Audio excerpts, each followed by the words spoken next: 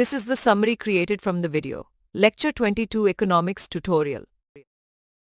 The video explores cloud economics, highlighting that peak demand requires over-provisioning resources, leading to underutilization, making cloud cheaper when its utility premium is less than the ratio of peak to average demand.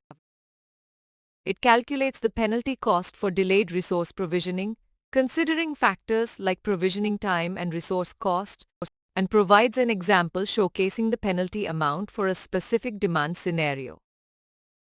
The video determines cloud cost effectiveness by comparing the total costs of cloud deployment to a baseline scenario for a given demand pattern, concluding that cloud is cheaper when the utility premium is less than 1.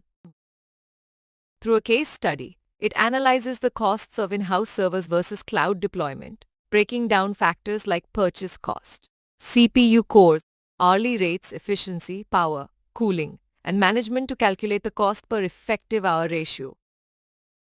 In its key takeaways, the video emphasizes considering costs beyond compute like network, integration, and reliability, using predictive models to forecast demand spikes, and evaluating deployment options based on demand patterns, efficiency, and utilization requirements. Please stay tuned for more summary videos.